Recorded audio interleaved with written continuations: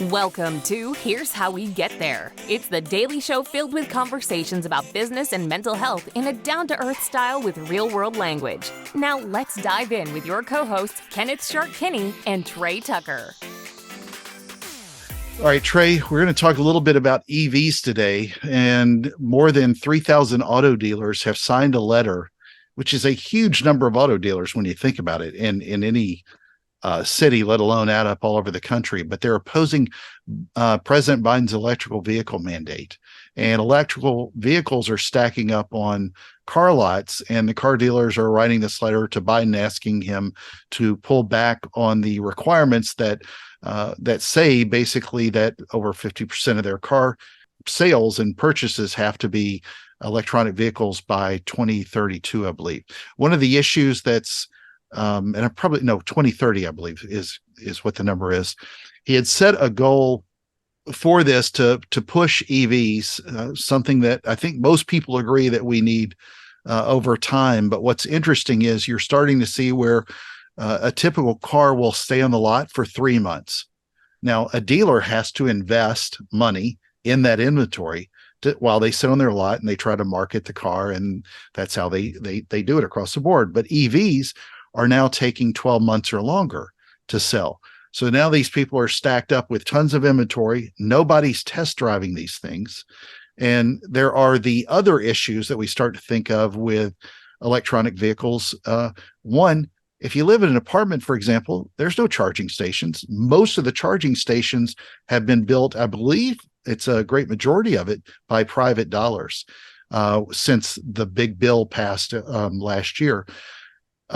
It's also none of these cars seem to go beyond 300 miles. So if you're not just in, say, a large northeastern city or West Coast city, it's pretty hard that you're going to see where you have to navigate around to use one. So the public doesn't have the appetite to buy them. I personally, as somebody who I'm for the benefits of EVs, but what do you do with the batteries? The batteries are going to contaminate the water table at some point. We don't have any kind of plan for that. We're going to destroy the earth to get all the minerals for these as well. It's a tough concern because it's something we need, but the public hasn't adopted this love of EVs quite like the current administration is. So all that being said, what are your thoughts? Yeah, the one simple question I have of anybody in the government who is pushing this is, are you going to listen to your constituents? Because the constituents are speaking loud and clear. Like you said, the consumers are not buying into this stuff. You're starting to harm a whole sector of the auto industry itself.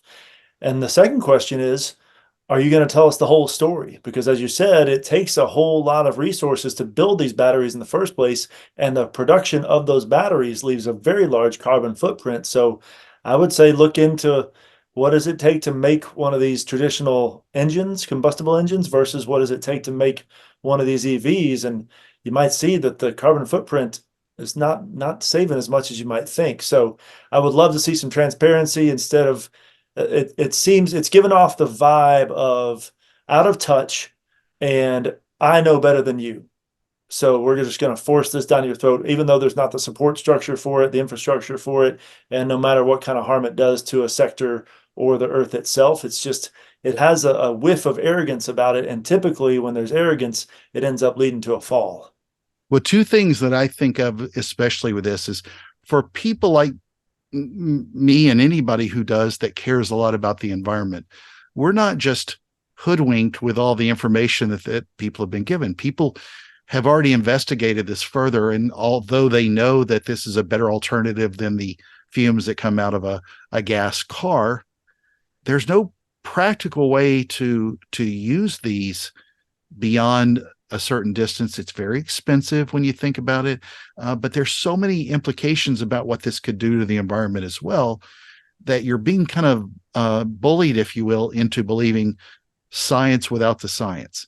The other issue that I think is fascinating is that there's no plan to help people understand, where am I going to charge my car? How am I going to come up with $60,000 to pay for this vehicle? Most of them aren't that way. Even with the government subsidies, which are roughly 20 grand, they're still sitting on lots forever. If the consumer's not buying it or interested in it, and the car dealers can't afford to do it, how are you going to sustain making this something that everybody can absorb on a retail level? And I don't think they've done a very good job of marketing or selling this idea without showing people how to put the plan together in action to make it a safer and healthier planet. Thank you for joining Shark and Trey on the Here's How We Get There show. Make sure to rate, review, and subscribe to the show and visit here'showwegetthere.com. That's here'showwegetthere.com.